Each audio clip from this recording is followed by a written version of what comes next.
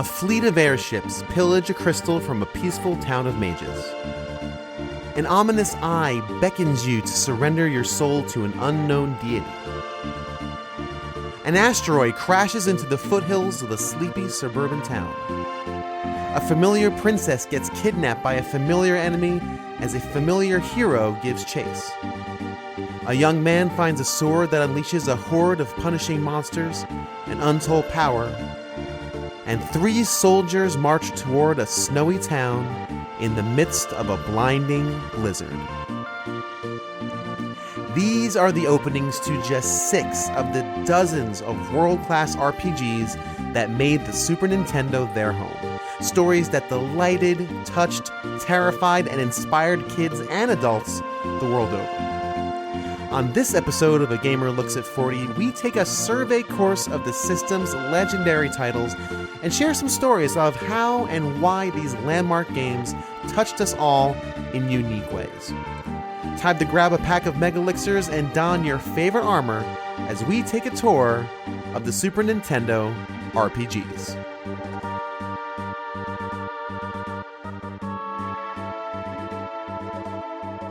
Tonight we're going to be talking about the Super Nintendo, and most importantly, I don't want to say importantly, but maybe importantly, the RPGs, those classic RPGs that graced that system. Would you think it'd be fair to call the SNES like the RPG system? Because man, there were bangers on that one. There are bangers. I love that you phrased it that way. So it's a tough call. I think the PlayStation 1 also had a slew of excellent JRPGs and Western RPGs. Super Nintendo, though, it's difficult to argue against, right? I mean, you've got 4 Final Fantasy games on it, if you include Mystic Quest. 3 of them then released in North America.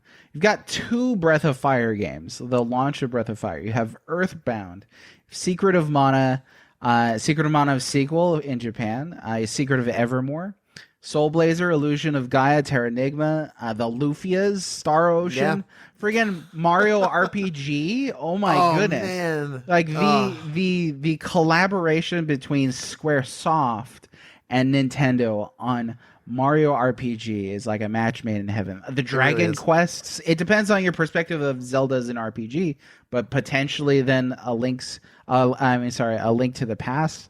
There's a lot on that system.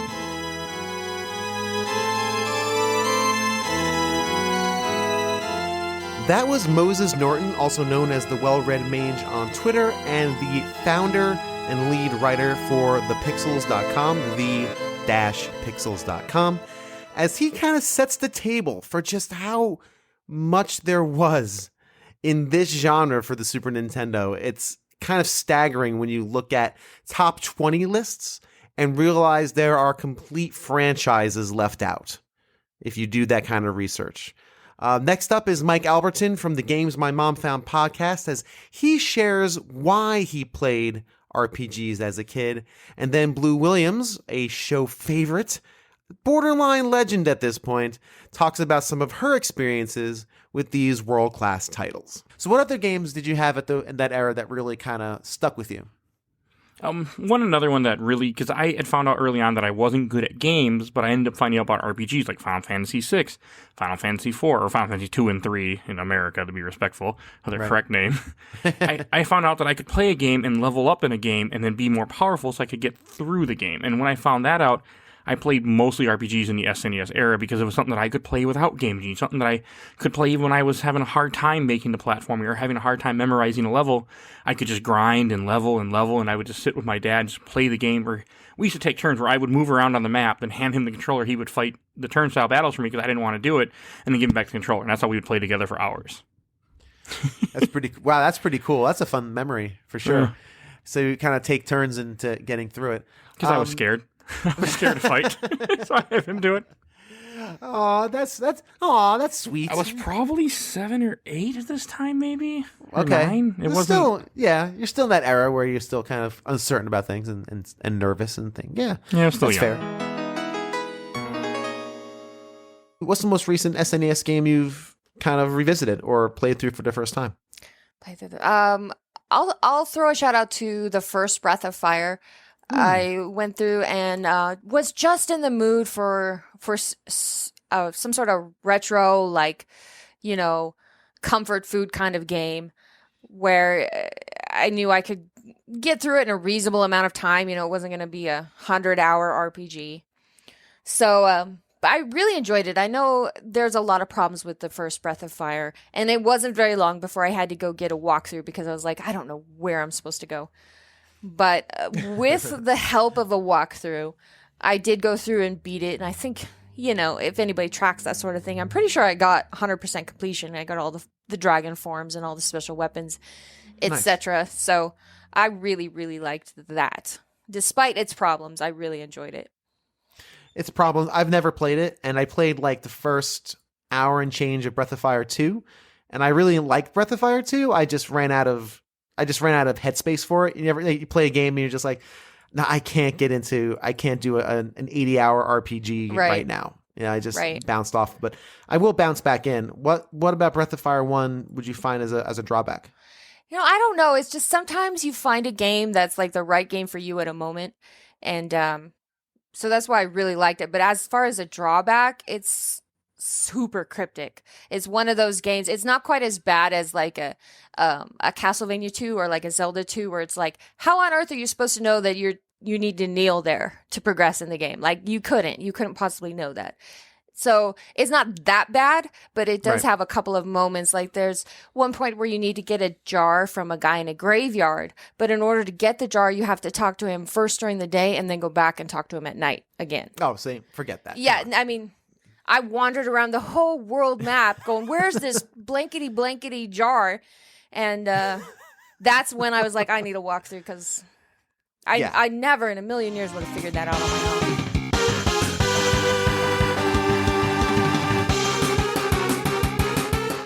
Next up, both Moses and Mike Albertin share some of their experiences with some of the lesser-known classics of the genre on the system. It's not all about Final Fantasy, it's not all about Earthbound. We'll get there. Don't worry, we're gonna get there. So let's hear a little bit about some of these lesser-known legends. I'd love to talk a bit more about other Square RPGs or SNES RPGs. I'll leave it to you. Which one do you think you had the most connection to that isn't Chrono Trigger or Final Fantasy? Sure. So I have an immediate answer to that, and it's Breath of Fire 2. Go for it. Yep. Which you already know. So Breath of Fire 2, very dark game. Capcom, of course. I think Square did the translation for this one. Or no. Square did the translation for the first Breath of Fire, and then Capcom was like, we got this for Breath of Fire 2, which explains that shaky Breath of Fire 2 translation that's so infamous. But Breath of Fire 2 was really my introduction to the concepts of religion in games, and spurred me to do a lot of religious studies in my own time in college, and then just in my free time, just learning about different world faiths and things that people believe, which I found fascinating. So I do credit Breath of Fire 2 for having like a huge impact on my life in that regard. There's really, I mean, even if you just say just Square RPGs, there's so many good ones on Super Nintendo. Yeah. And then beyond that, there's amazing games that you can play on this system.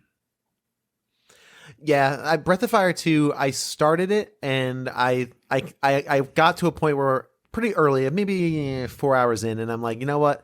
I don't have time to really dig into this, because I really want to kind of sit and savor it.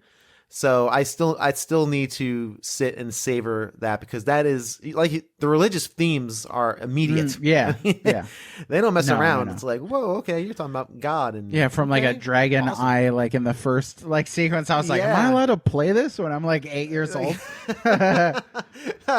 Yeah, no, I love it. I was like, oh wow, this is okay. This is gonna be cool and interesting.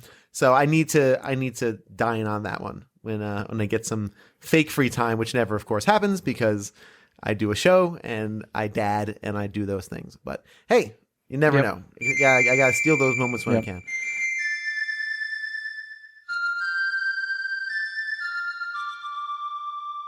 What other SNES games do you recommend just as an adult? Especially ones you've covered on the show. Because you're on what, episode, not 150 yet. No, no, not yet. Yeah, you're like 120 something. 128, I think we just recorded. Gotcha. Cool, man. So what other SNES games would you recommend or really impact you even as as an adult? One that stuck with me, that which we covered on the show not too long ago, Illusion of Gaia, which is an action RPG where you play as a kid who has a flute as a weapon, where he hits things with a flute, but he has the ability to be telekinetic. And the whole idea that this game is that you're progressing through like national mysteries of our world. Like you go to the city of Mu, which I think is, you go to like a Aztec area where you find these ruins. You look for the golden, instead of the golden city of El Dorado, it's the golden ship that you're trying to find. And they try to like weave historical things into this game, in this quest that you're doing, and your whole pursuit is to find the Tower of Babel. And that's a game that always stuck with me because I always liked history, and here this game took history and fantasy and put them together, and I thought it was just a unique, interesting game where you play as this guy who's just trying to, I think, find his parents or find what happened to his parents, and you go through, and things just keep happening to him. That's interesting. It's a very good game. Yeah, that sounds fascinating, actually. Yeah, I know you guys just did a big episode on that. That definitely sounds like one I would be really into. Is it terribly challenging? I mean, I don't know, again, if you have a walkthrough, nothing really is, but... It's not super challenging combat-wise for the most part, except for some boss fights. I mean, I cheated, of course, and put cheat codes on, but other than that, it's not too terrible. Another game that also stuck with me that I had a friend that had brought over, like he had tons of Super Nintendo games, called Soul Blazer, which is also made by this NX, same company made Illusion of Gaia, and that is a more top-down action RPG, very much in the vein of Zelda. And the whole premise of that game is you're trying to rescue the world. You go to these different city areas of one will be a town, one is a forest, and as you defeat enemies, you open up portals, which then put more people into the town or more animals into the town, and you talk to them, they give you items, they unlock things, and that's how. And your whole idea is you're trying to resurrect these worlds. Everything was sealed away and destroyed.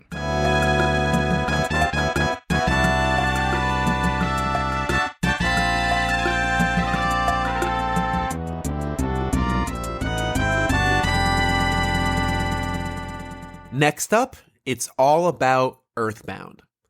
Moses, and then after him, Steve Luzader, who you met in some of the earlier Super Nintendo episodes, share some stories and insights on what I think is a absolute must-play. It's a must-play. If you haven't, do so. Just do so with a little help and a little guidance. Let's join the conversation. What's your take on Earthbound? I think it's wonderful. It is one of the few games that I consider genuinely funny in a very, very dry way. It's a very accessible RPG in a lot of ways. You're not kind of struck with a lot of stats balancing and like picking a job and things like that. It's a kid that wakes up because a meteor landed outside, and you're thrown into this zany, very infused with a lot of strange Americana. So I actually sort of like play tested Earthbound with my 5-year-old because I was like, I mean, this is a decent game. I'm not gonna have him play Breath of Fire 2.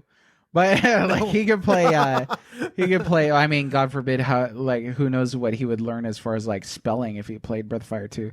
But Earthbound though, great, and he was keeping up with it, and he liked it. And it's funny. He didn't get a lot of the humor, and I didn't when I first played it. But then you play it later as an adult, you're like, this is like really funny stuff. So, and it's kind of always good. Like anytime there's like a funny game, then they're like, oh, this is the Earthbound of whatever it is, So it's kind of it's taking that place. Yeah. I always like to say that Earthbound, and I played it last year for the first time. Oh, really? Okay. Never played it as a kid, and I thank goodness it was so humorous and lighthearted and joyful, and just joyful is a great way, or at least I hope it's a great way of describing it. Because man, I did not love the way it felt in my hands. It's an ugly game too. I mean, in a lot of ways. And even that's not the biggest deal for me. It wasn't the biggest deal for me. It was just like the inventory management, which I know everybody complains. Yes. it's a lot of there's a lot of just tedium in that game that grates. It's like just cheese grater against my sensibilities of not wasting time. It's like, I don't have time. Why can't you just Escargot Express? Just get a bigger truck. Just let the kid drive a FedEx truck. Why is he sticking things in his pockets? Just stuff like that. But I like to say that Earthbound succeeds because it's humorous, not funny. Because funny implies that they're writing jokes. Yeah. Humorous, for me, they created a world that has humor built into it. And the characters in that world are funny because of the world they're in. So it's a humorous world. And yeah, the characters don't have to do much. I felt like they were never writing jokes. That's why everyday things that were abstracted were so funny. Like when you're calling your dad, to save your game, even though he says the same thing every single time. And the text goes so slow. Yeah. But, that's funny. Or you have to call your mom or else you get, sad. Those are real things that if it wasn't a humorous world built around it, would just be kind of tedium. Like, oh, what do I call my mom for? It wouldn't work. It'd be too jokey. Right. But those are simple things that Ness has to do to kind of live in this world, and you just accept it because we're in this humorous environment. We're in this kind of almost surreal abstraction of American life, and it's fantastic. It's just fantastic. It's what's the one? I always forget the name of the world or the town where everything is like inverse color. Moonside. Moonside, isn't it? I love Moonside's amazing. It is, yeah. It's one of my favorite things in that game. It is unbelievable when you hit Moonside. Yeah. There's so many phenomenal moments of that game. Even though I don't love the way it plays. And to speak to your point, there's a lot of surrealism in Earthbound that doesn't quite come off right at first, and then you're confronted with, for some weird reason, a pencil-shaped iron statue is blocking the path. And right, exactly. To have the developers make sort of the block transparent and like identify it as a pencil-shaped iron statue is hilarious. and you're right. The world is infused with humor, and I think that there's good examples of both. I also agree. I don't think it's a very jokey game. There's a guy early on who, and I remember this because my kid just played it. There's a guy early on who was like, my wife's run away for a second time. I'm so lucky. And I was like, that's such a like a W.C. Fields joke. Like that's such an old timey joke. And then take my wife. Right. Yeah. Somebody take my wife. And, but then at the same time, you have like, you go into like a schnazzy cafe in Summers. One of my favorite quotes from the game is like, you go up and talk to one of the patrons and they're just watching like a rock on the stage because it's new age and it's hip and stuff like that. And they're just like, you kids can't envision the final collapse of capitalism? Incredible. And it's like the humor that's in Earthbound is just fantastic. It's so great. And it gets better with age. The older you get. The game doesn't age, but the older you get and then you come back and play it, the better. So yeah, there was one moment, but there's also that takes its time to create these really poignant moments, like these really sad, like beautiful little moments where I believe it's early on. It's either in 1 or 2ville, or again, I'm going to mess up all the names of the towns, but you come across a lady, and I think there's a sign by a garden, and it reads, "Treat these flowers like you treat yourself with kindness." Or something along those lines. And it was so touching. I actually tweeted it out. I'm like, this is like beautiful moment type stuff. Like this is like really wholesome. That really touched me. Like it just touched me. And it was to allow space for that is in this kind of silly, surreal, strange world that feels so on the nose almost sometimes. And it's satire. It almost feels like satire to a certain extent. I really loved it. I really enjoyed my time with it. Again, I towards the end though, I gotta say, I just had a spoiler-free walkthrough and got through all the combat. Like, all right, just do the combat. At a certain point, you're like, I just want to get this done. Let me get out of this combat and let me just spoiler-free. It was great. Yeah. It didn't ruin anything. So it was nice. Awesome.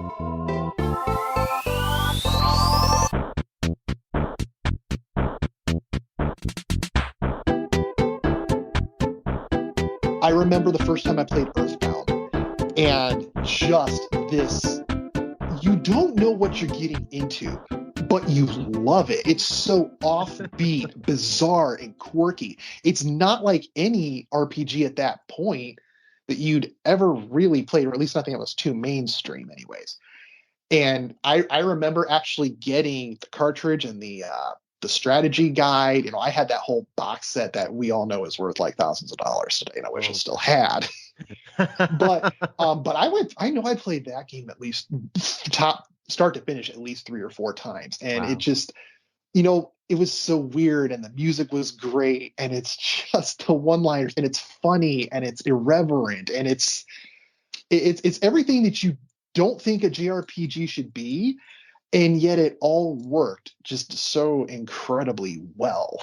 Yeah, it's a glorious piece of satire too. I mean, Yes. it's sending up, traditional, what cliched American suburbia, right? And it's kind of turning that on its ear with this very strange world it creates, this surreal world that allows really funny things to happen within it, but it all makes sense within this strange world. So Earthbound, nothing is ever out of place in the world of Earthbound, because the designers create this surreal world that feels very familiar yet very alien.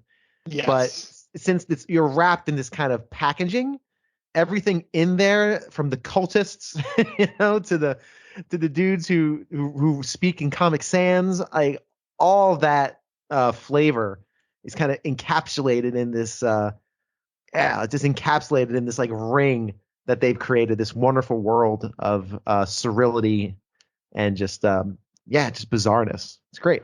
It's another balancing act, right? It balances those two things really well. And we could go on and on about Earthbound.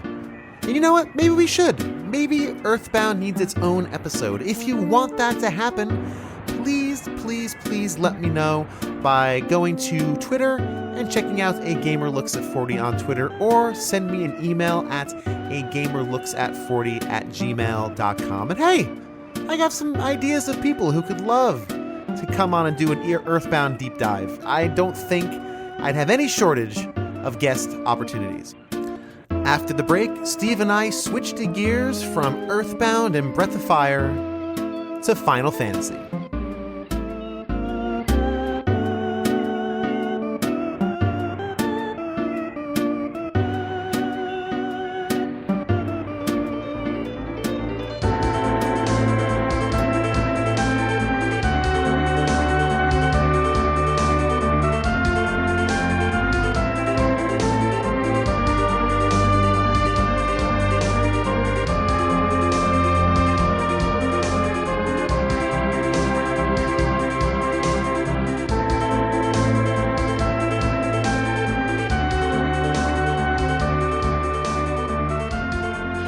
Any other games that really struck you when you were a kid, or even now when you play them? Obviously, Link to the Past, but anything else that really impacted you in a positive way? I think probably the thing is the SNES was also probably about the time that in my life that I really started getting into the concept of the RPG, or what we more commonly now call the JRPG. Right. I remember back in my youth when Dragon Warrior was first released, and I'm just kind of looking through articles and stuff, and it's like, I don't see the appeal to this game. It's like, oh, here's a text box and you push a button and stuff. You just hit attack. There was no physical action to the game, and Sure. like 8-year-old me isn't understanding this Right. quite yet here. Sure. That would change later on. As a friend of mine introduced me to Dragon Warrior 3. And that's when we played it for a couple of days back at his place. And I'm just like, hey, you know what? Maybe I was wrong about this. Maybe this opens up my whole world. And it did eventually. Because I still sort of wanted that more action-y based one, which is why Secret of Mana was one of my go-tos for a long time. Yes. Because it was, still a lot of this direct real-time action. But then I wasn't afraid to play what the SNES called Final Fantasy 2 and Final Fantasy 3, which obviously we know what they are now. But I just, I do remember Final Fantasy 3 being so engrossing with the characters, with the story. And back then, I didn't even get halfway through the game because you're renting it for a weekend. You can't beat Final Fantasy 3 in a weekend on a rental from the video store. You Cannot do that. No, I wouldn't finally finish. I tried 3 different times over my life to start out the game. I would not finally finish it, I think, till about, I would say about a decade ago. Yeah.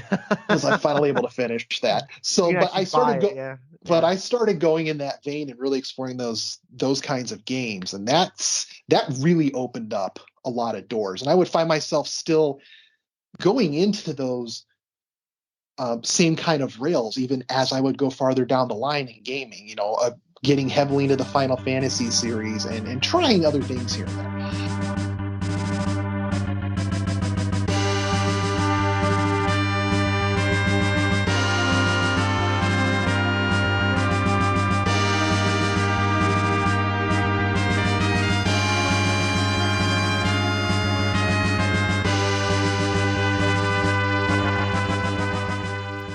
Next up, I ask Moses some insidious questions and get some interesting answers, and we talk about characters, one of the defining traits of any good Final Fantasy game.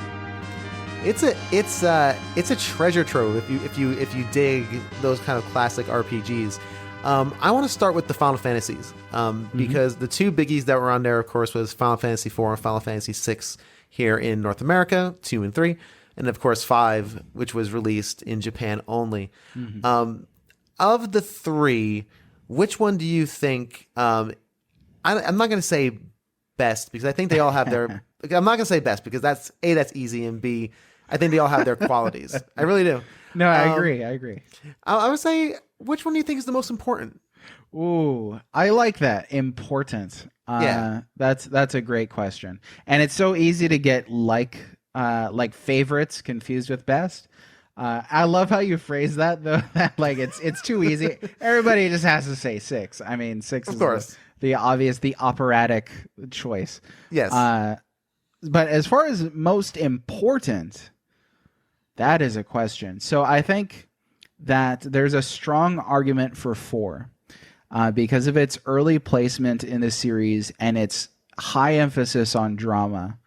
It has a very powerful redemptive arc for the main character. It has romance.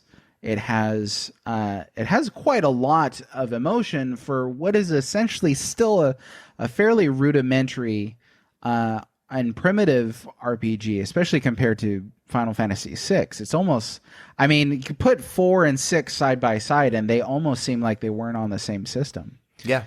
But that's how rapidly, the developers were able to advance that series. 6 is just one big piece of work.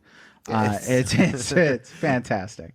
But I don't know. If I was asked which is more important, I might say that 4 is the most important of those 3 Final Fantasy games, due to its drama, really. Because I mean, you look at the earlier Final Fantasy games. I've played a little bit of Final Fantasy 2, never played Final Fantasy 3, and have played Final Fantasy 1, and they're very archetypal, and they're pretty much fairy tales.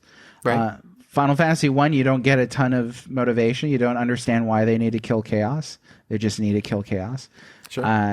And that's it. And that's fine. I mean, it's not like it's bad. And we were talking about this on the MageCast episode a long time ago, that's not bad. It's not bad to have a simple story. It's not bad to even just have a base premise, rescue princess. You can base an entire game off of that. And they did. And the game's great. And so it's like story doesn't matter to that extent unless you overvalue it anyway. But 4 introduces what I would think to be the modern perspective on story. And not just as a folktale, not just RPGs as a fairy tale with base archetypes, but really complex characters. And that is, I mean, look at the RPGs that we have today. So I don't know. 4 might be, in my view, the most important of those 3. I think that's an interesting choice. I think if you're talking from a story perspective, you make an excellent point. If I say mechanically, though, you might want to consider 5, because this job system in 5, and forgive me if I'm remembering this, is basically how we do jobs now. Yes. It's basically it's the archetype for how jobs work. And so you could argue 5 as far as just the clicks and the buttons and how that system was so revolutionary for the time. And again, it's kind of what we do now for nearly anything that has a job system. Right. Now, here's the thing, though, and I like that you brought that up, because mechanical, I don't want to over-rely on story just for 4. Right. The job system, though, was not invented or innovated by 5. But I think 5 is an excellent example of the job system. 3, to my understanding, has a tremendous job system, and then there was a job system in Final Fantasy 1. But 5, to me, of the ones that I've played, seems to really like knock it out of the park. Right. Here's another thing to put under your hat: the active time battle system. Correct. Which was originally implemented in Final Fantasy IV, and I think is one of the most important innovations in RPG history, because it kind of introduces a real-time facet to what are just basically chess pawns, turn-based combat. Yeah, basically. And that came to dominate Square's games for quite a while, especially the Final Fantasy series, so that you had the kind of this interesting middle ground between an action RPG and a strictly turn-based RPG, with a wait-to-your-turn RPGs, as we used to call them in the 90s. Right. So the active time battle system, I think, is phenomenal. And I'm like 99.9% sure that was invented in Final Fantasy IV. Somebody might say, well, it was first appeared, but yeah, to my knowledge, it's in Final Fantasy IV. So we'll say popularized. How's that? I'm fairly comfortable saying that. Pretty good. Yeah, that's awesome, man. Very, very good point. Which characters in Final Fantasy really resonated with you on a personal level? In Final Fantasy 6, rather. Yeah, okay. Or 4 if you have one in 4 too. That's fine. Okay. Well, I was just going to ask if you meant series wide, because I was going to be that's a question. So I'll say for 4 and 6 if I can. For 4, definitely Cecil. I love redemption stories. I think that movies, like blockbusters especially, aren't very good at them. But I think 4 is real good at it. I think that, again, he's an interesting character. He's a complicated character. And he's not like, oh, it's Shakespearean. Again, we're talking about a genre that's really just starting to stretch its legs. So for the time, in my opinion, a complex character. As far as Final Fantasy VI, man, I love Kefka. Do I have to pick from the main cast? No, you can pick anybody. I can pick a villain. That's fine. Okay. Yeah. So there is for the comic book nerds, there's a DC comic, I believe it was called Emperor Joker, where the Joker inherits Mr. Mxyzptlk's omnipotence, and basically just like starts devouring humans, sets the universe on fire, starts destroying the laws of physics, traps Batman, and has like his liver eaten out every day, like Greek level torture. Oh my God. So it's a Superman story, because Superman's the only one that can stop him, because he's super and man. Fair. Makes sense. So, but that to me is the touchstone for Kefka, who is basically Emperor Joker, this insane supervillain that suddenly gains omnipotence, and the ballsiness of 6 to say, you know what, we're going to have the villain win and destroy the world, and the game will keep going. That, to me, the first time I played 6, that really blew my mind. I was like, oh, it's still going. Oh, and I got to like re-find all the characters? What? That's crazy. Yep. That's an excellent pick. I did not see Kefka coming. Kefka is so joyfully, gleefully evil that it's funny, because I've always thought of Kefka as a little one-noted, because he has his singular vision of just take over the world, power, which isn't the greatest motivator or motivation, in my opinion. but he does so with so much joy. He's like the emperor, like, and start just laughing. Right. Irredeemable evil. He's not. He's not a complex. He's not a tragic villain. No, but for some reason that really works. I think because he is, and he's unexpected, because when you first start playing Final Fantasy VI, you think the Emperor Gestal, I think that's his name. I think, right? Yep. Emperor Gestal, you think he's the big bad, you know, or maybe an Esper or something. No, it's his little general buddy who's going around really with goofy theme music, like really silly comic theme music and comic beats, and all of a sudden, just because he's a crazy person, messes around with the statues, boom, now he's omnipotent. And what does he do? Nothing good. Like, he's just bored. Like, he's just zapping towns. Here, I'm going to destroy Moblies. Here. There we go. That's wonderful. What I'm going to do. That's what I'm going to do today. And it's almost like you're battling against chaos. Yeah. Like, that's the fight, right? It's because there's no rhyme or reason to this guy. I guess, like, Joker is a very interesting parallel because, again, I don't read I don't read any comic books, really. So I only know mass media Joker, Batman, Superman, as we've discussed. But that's an interesting parallel because, man, Kefka's a good pick. I like that one a lot. That's a good one. Now, if I was hard pressed to pick from the main cast, the playable cast, I'd probably either say Terra or Celis, I think.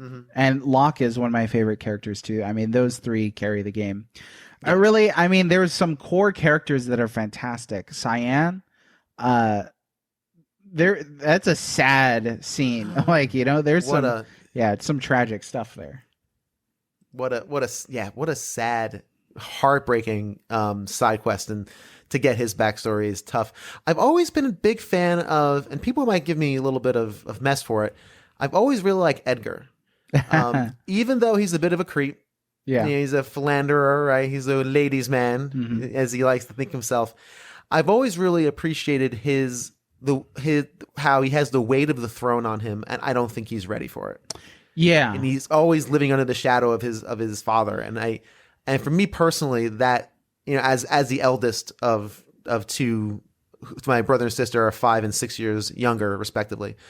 To have feel that burden of being the big brother, you know, and then when not to get too into it, but when my dad passed away when I was 17, to feel that burden on top of that, to feel like, wow, you know, it's a lot of this is now on me, and not feeling prepared for it. So I always kind of just felt connected to Edgar. And again, the creepy, you know, he is a little bit of a creep. Let's be honest. We'll put that to the side. Well, I think that, you're right. There's very compelling things about his arc and about his background. The coin toss is something that I always found compelling as a flashback. So there's also the fact that his brother, like, suplexes a train. Right? Like, one of the best moments in gaming right there. So. And it's interesting because I never did it as a kid, because why would I use suplex? It's not a great... Right. It doesn't work in your brain. No. It's not really a great thing. Yeah, right. It doesn't work in your brain, but it always makes me laugh. If I see that meme on Twitter, suplex the train, I get a chuckle. Yeah. That's what happens. Absolutely. Right on, man.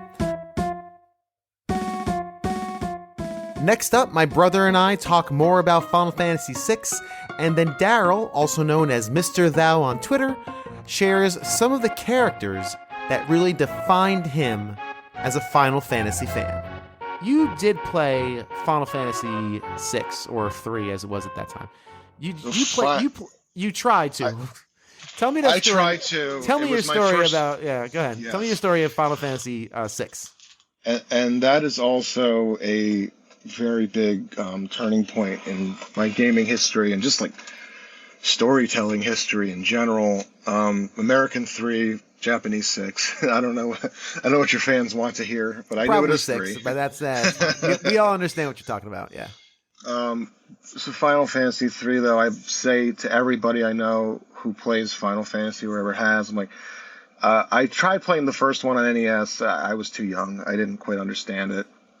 But I tried playing 3, And I got pretty far because the game does go into, I mean, not, I don't even want to go into spoilers, but there's a second half of the game where the entire world changes. I got to that part, but I did not level up enough and I did not grind enough. And that's kind of where, like, unfortunately, RPGs were a slower start for me because I wasn't into the grind yet. Yeah. I would watch you grinding away in that forest because there was a forest where you can find certain enemies that really racked up the points. And I went, yeah, I could never. But I tell everyone to this day, Final Fantasy III is the greatest video game I've never played. Wow. Because I watched you play the whole thing. I love that game. Love the story. I love the characters. I love that. If that was ever made into a proper, like, anime, I'd be all over that. Yeah. No problem. Yeah. And it would hold up perfectly. You know, it could be a two-parter. It was the most epic thing to ever grace Super Nintendo. That and Super Metroid. But I don't know if you want to get off into that yet, because that was a game that I did play and also had like cinematic touches that I wasn't even aware of at the time. Yeah, we can segue into Super Metroid. The main thing I would talk about with Final Fantasy VI is that you didn't understand the grind. You did not understand that you just RPGs are about the grind. A little bit, just a little extra, unless you're Chrono Trigger, where you really don't have to. Chrono Trigger was the first that I played straight through all the way, and that's the other game that I also love to death. And it also has a humongous cult following to this day. Of course. Yeah, I mean, I can't get through one of these interviews without somebody talking about Chrono Trigger. I cannot. Yeah, it's impossible.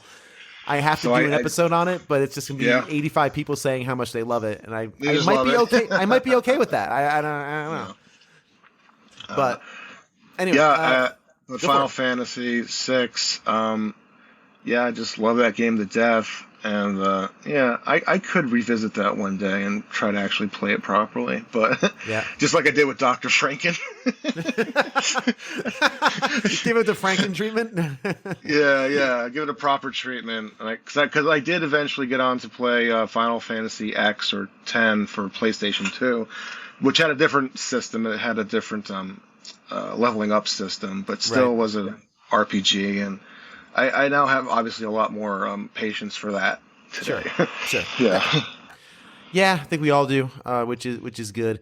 I don't know, for some reason it was just very not methodical, just kind of relaxing, just wandering around in the forest looking for ogres or whatever the hell I was looking for. Yeah, at the time. Actually, as an adult, my favorite part of any game is exploring. I take for.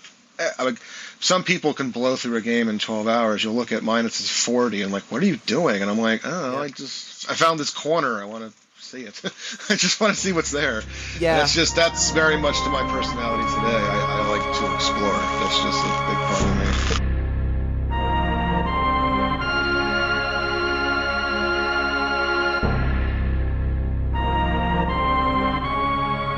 What about Final Fantasy VI grabbed you as a young player, or even now? Then and now, just the story in general. Like, spoiler alert, I was kind of blown away at the whole world actually ending kind of thing, bad guy winning, and you think you're at the end of the game, and then oh wait, no, whole new world. You're at the just whole new world, and besides that, I mean, like, just the character development was just amazing, and it's like Terra and Celes or Celes, however you pronounce it. They're my favorite characters of all time. That's awesome. Celes' story is just so beautiful and tragic. It's my favorite story in that game. Celes is probably my favorite story.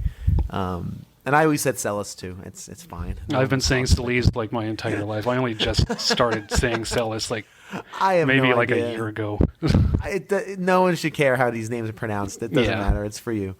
The Celes story is stunning and gorgeous, and even like the Celes Locke or Lockie. I don't know. Does anyone call him Lockie? I don't think so. I don't know. I say Locke. Yeah, Locke. Okay, yeah. The Celes Locke relationship is just awesome. It's just such a wonderful relationship, and so much meaning and nuance. It's really, really stunning. If you had to pick a favorite Final Fantasy game, what would you say would be? Tough question. 6. 6, yeah. were you being sarcastic about the tough question part? Yeah. Because okay. I'm same. 6 is definitely my favorite as well. I agree with you. It hits those perfect notes, right? It hits those notes of character and gameplay and art design and the soundtrack, like all the different things just hit in this beautiful little sweet spot. Yeah, why do you connect with Cyan? Well, I guess he's the old man of the group. Well, no, actually, Strago is the old man of the group. But Cyan's more like the father figure, I guess you could say. Mm-hmm. And being a father myself, it just kind of worked out. He was kind of honorable man, loves his family. Yes, I mean, and he has that sad, tragic backstory. He really didn't. Thankfully, I don't share that same backstory. That's not what you connect with. And I'm not as old as him either. I'm 36. I'm actually a month away from being the same age as Dennis from Monty Python and the Holy Grail. So I get to post that meme for a year starting next month. I'm 37. I'm not Very old. Love it, man.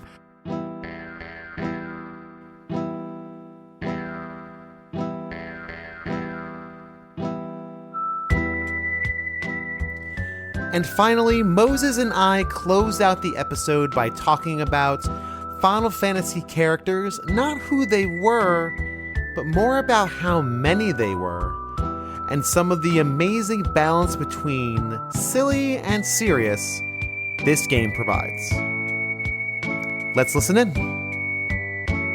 If you were forced to remove if you were forced to remove the quality of any one element of Final Fantasy VI, be it characters, battles, music, sound, etc., which one would you remove because it would make the least impact?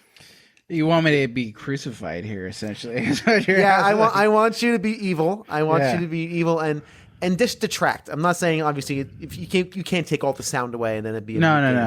Yeah. You see what I'm saying? You want to like suck the essence out of one piece of the Final Fantasy puzzle. Which one do you think you would do that to? Okay, so I have discussed what I'm about to bring up with some other folks before, specifically when comparing Final Fantasy VI to Chrono Trigger. Okay. Because that's really the ultimate comparison, right? If we're talking about Super Nintendo JRPGs. Right. So that's one, yeah. Right. That's like I'll post Chrono Trigger is the best Final Fantasy and people will be like, yeah, but 6 exists. And I'll be like, that's true, but my 14 tweets later. Yeah. My biggest concern, we'll put it this way, because I have not spent a ton of time writing about 6 or thinking about this element of 6, but it is something that stays with me, is the idea that it has too many characters. In order to properly develop them and spend time with them in a balanced way over the course of the story. And this is something that you see played out in other JRPGs over time, not just from the 90s, where they'll introduce a character and that character will have, say, like a side story either immediately or later down the road, and otherwise be completely irrelevant to the main story. Yeah. And 6, so like Final Fantasy V has a core cast, right? But Final Fantasy IV has a core cast, but you're kind of forced to use certain characters, right? Right. 6 has so many characters that some of them it just doesn't do anything with. Mog, Go-Go is like a throwaway character, right? That's just like a throwaway secret character. There's parts where it's like, Setzer, you're the guy with the airship, so we have to bring you along. Right. And it sounds unfair. And I'm not trying to be cruel to the game or overly critical because I do think it's a masterpiece. And if pressed, I will say it is the best Final Fantasy. I usually say Chrono Trigger is the best Final Fantasy. Yes. But I do think that its cast is over large. And if you cut out Mog, if you cut out Umaro, right, the Sasquatch, if you cut those characters out, it's really not going to change the game at all. It's yeah. Sorry, go ahead. no, I was just gonna say it's superfluous that they're there, and it's fun that they're there, but I don't think that they need to necessarily be there, especially at the expense of developing the other core characters. And one of the interesting things about 6 is that it has so many quote unquote protagonists, people to whom the main story is vitally important. And this core cast is fascinating. Celes, Terra, Locke, Edgar, so on and so forth. But I think then there's other characters that just kind of get sidelined because there's so many. So Yeah, listen, I'm slow clapping in my brain for this exact point. You're 100% right. There are way too many characters in Final Fantasy VI, and you put it very well. Do we really need Strago and Realm? Really? No, you don't. No, of course we don't. Now they're there to represent. I get, they're there to represent different kinds of classes, and that's fine. And blue magic, yes, right. I get it. But let's be honest. People love Gao. I'm to be honest with you, Gao, he is sweeping the airship at all times. He's the cabin boy. Yeah, he's the cat. His job is to run the vacuum cleaner. Yeah. I don't like him. Boy, oh boy. Yeah. We could do without Gao. Right. Again, that's my personal opinion. I do believe that there is you water down. It's watered down though. Luckily, there, like you said, that core is so good. Right. You have that. I forget what tweet this was. It might have been you. I forget who it was, but you were asking about romances, I think, in games or romances in Final Fantasy or something like that. And my favorites, Celes and Locke. Mm-hmm. Like that for me is just phenomenal. Yeah, it's wonderful. It has a beautiful arc. Mm-hmm. They go through trials. It's not a big story, not a big Hollywood kind of romance. It's not a traditional arc. There's pain. There's people that have to get over things. It's wonderful, right? Yeah, it's wonderful. So why would I care about Strago and Realm and then, grandpa and granddaughter? And you're right. And here's the question to my mind, specifically if we're talking about games this old. They only had a certain amount of space on that one cartridge, right? True. And it's not like they could add DLC or patch it or do future updates that would extend the story or anything like that. That game is what you got. And what they could fit on that thing is what you got. So the question in my mind, hypothetically then, is if they removed, say, Strago and Realm, would they have had more time to better that romance? Would they have had more time to develop Terra? Would they have had more time to spend with the dynamic between the two brothers? Probably. I mean, because that's available space, and you only have a finite space. So... to me, it's not a fatal blow. It's a slight at best, but it's a great game. I'm just saying that there's the characters are superfluous. Yes, to the fans out there, I adore Final Fantasy VI. I agree with Red. I think it's the best Final Fantasy for quite a number of reasons. But every game has little divots in it, right? Maybe. There's one game I know that has no divots whatsoever, but we won't talk about that. That's a different show. Tetris. Yes. I have to get through an episode without mentioning Tetris. Oh no, it's not possible. No, it can't be. Tetris every time. That's all about those little blocks. Yeah.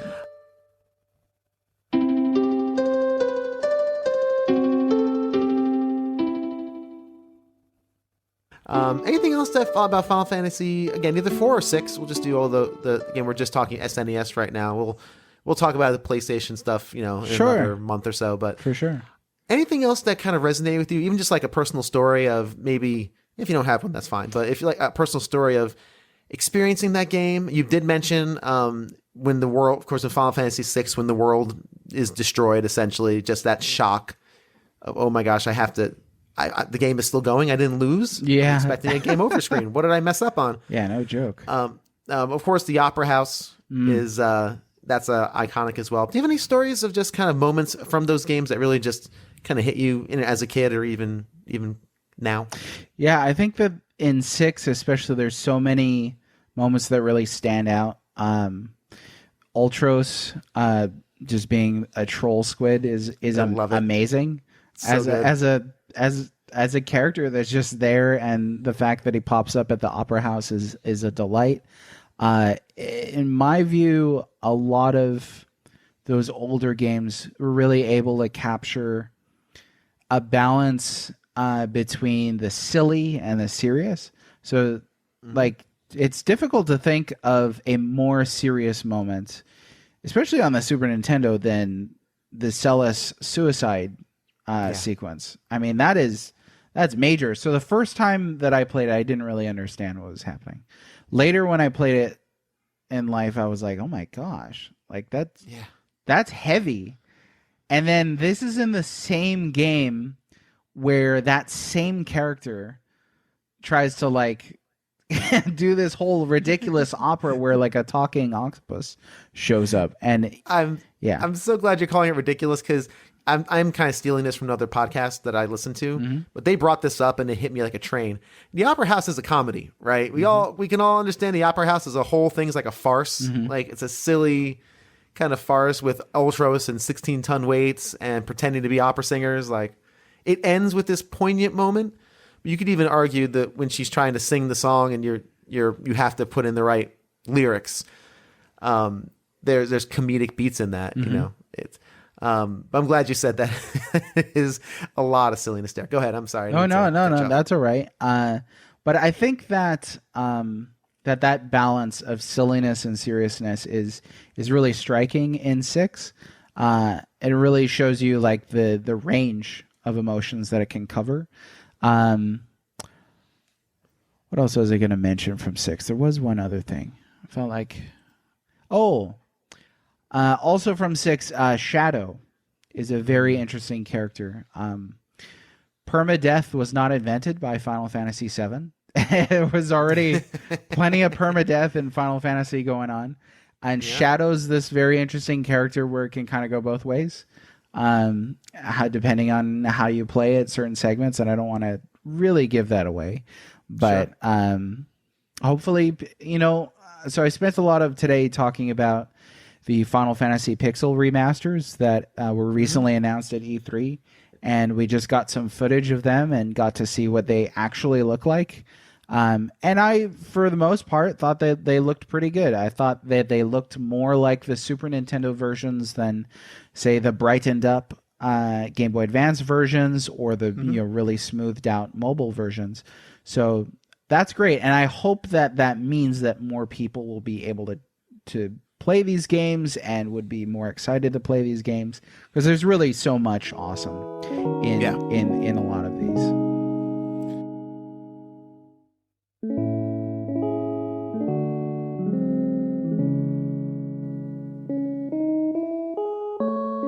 Thank you so much for listening to this edition of A Gamer Looks at 40. If you enjoy the show, please follow me on Twitter at A Gamer Looks at 40. Or if you have an idea for the show or even a story you want to share, it's not always big compilation episodes. I love doing episodes with just a couple of people sharing longer form stories. So please, if you have one, please hit me up at agamerlooksat40@gmail.com. And a quick, very big thank you to everyone who's reached out over the last couple of weeks with kind words and encouragements and just good thoughts and vibes. It's been very encouraging for me to do this show and to get some good feedback. I genuinely appreciate it. I hope I've earned it. And I thank you again for your listenership, if that even makes sense. Thanks again for listening to the show, and until next time, be kind to yourself and others.